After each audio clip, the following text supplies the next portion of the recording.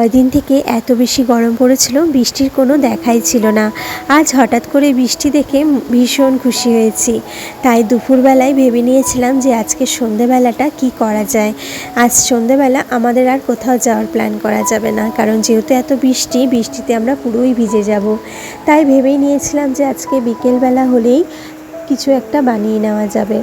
তাই আজকে যখন দুপুরবেলা বৃষ্টি হয় না, ঠিক তখনই আমি আমার ইচ্ছে মতন ডালগুলো ভিজিয়ে নিয়েছিলাম। 2 রকমের ডাল জল দিয়ে ভিজিয়ে রেখেছিলাম প্রায় 2 থেকে 3 ঘন্টা। মাত্র আধা ঘন্টাতেই ভিজে যায়, কিন্তু যেহেতু বিকেলবেলার প্ল্যান ছিল তাই আগে থেকে ভিজিয়ে নিয়েছিলাম। বাইরের ওয়েদারটা ভীষণ সুন্দর, এখন সন্ধে হয়েছে তবু যেন ঝিরিঝিরি বৃষ্টি পড়ছে। আর এর মাঝেই এরকম পাকোড়া খেতে আমার তো বরাবরই ভালো লাগে, তাই ভাবলাম আজকে বানিয়ে নিই। আর সন্ধেবেলাটা যখন কোথাও যাওয়ার থাকে না, বিশেষ করে শনিবার আর রবিবার, তখন এরকম করে বিকেলবেলাটা নিজের মধ্যে দিয়ে নিজে আনন্দ খুঁজে নিই। ভালো লাগলে আমার এই ছোট্ট মিনি ব্লগকে অবশ্যই লাইক অ্যান্ড ফলো করো।